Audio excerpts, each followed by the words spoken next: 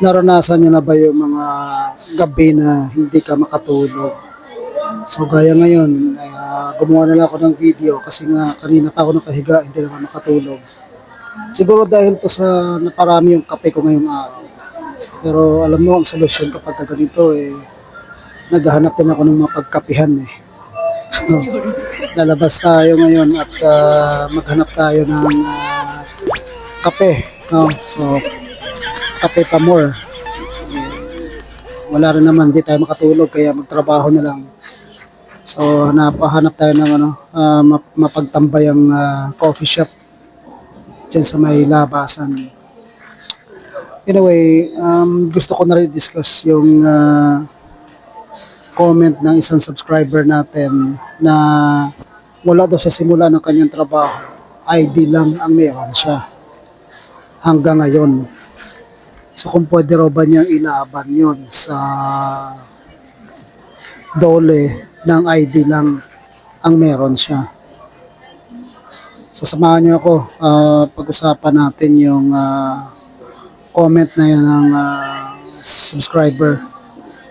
Discuss natin kung ID lang bang hawak mo, pwede ka nang lumaban sa kaso, no? Kung wala ka namang kontrata. So technically, ang ibig sabihin, wala siyang kontrata para patunayan na empleyado siya, ID lang. So, kaya na ba yun? Well, tama, no? Ang empleyado, pwede yan mag-file ng labor complaint at mag-prosecute ng kanyang labor claims kahit na wala naman siyang formal na employment contract. Alam nyo kasi sa ilalim ng labor law, no?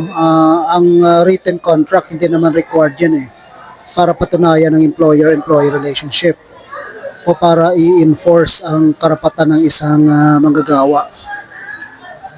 Ang mga labor tribunals natin kasi, ang standard nila dyan, substantial evidence lang naman. Ang substantial evidence, sinasabi dyan na is an evidence that which a reasonable mind accepts as adequate to support a conclusion. So, hindi naman talaga kailangan proof yan, reasonable doubt na ikaw ay empleyado. Basta may pakitang mga patunay na nagtrabaho ka, inuutusan ka, may employer-employee relationship kayo, kaya nang isulong yung mga karapatan mo kapag naagrabyado ka. Dahil ang legal existence ng employment daw ay na-establish lang naman yan sa kung ano ang talagang working condition mo sa loob ng kumpanya ninyo. Walang kinalaman kung may kontrata na pirmahan o wala, no? Ang mga labor agencies kasi natin, merong tinatawag na fourfold test na ginagamit nila para tingnan kung ma-establish ba ang employment relationship. Ito yung number 1, selection ng engagement. Kung paano ka hinire, no? Payment of wages, ang pagbayad ng sahod mo, power of dismissal, may hinahawakan bang kapangyarihan ng kumpanya, ang employer mo na para tanggalin ka o kaya disiplinahin ka.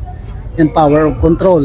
Ito yung kapangyarihan ng employer mo na kontrolin ang pamamaraan ng pagtatrabaho mo. Ito yung pinaka-critical na factor dito sa mga binanggit natin. Ngayon, yung ID mo kasi, ang halaga niyan, yan ay isang patunay na ang kumpanya ay in-engage ka or hinire ka at nirecognize ka na ikaw ay isang empleyado niya, no? Ngayon, depende kung ano ang nakalagay sa mga papeles mo panghawak. Halimbawa, meron ka namang payslip, no? Kasi sabi mo, ang wala ka lang naman kontrata, no? So I assume na meron ka sigurong payslip kasi paano ka binabayaran. Tapos meron ka ring mga memo na natatanggap, no? Meron kang work schedule, shift.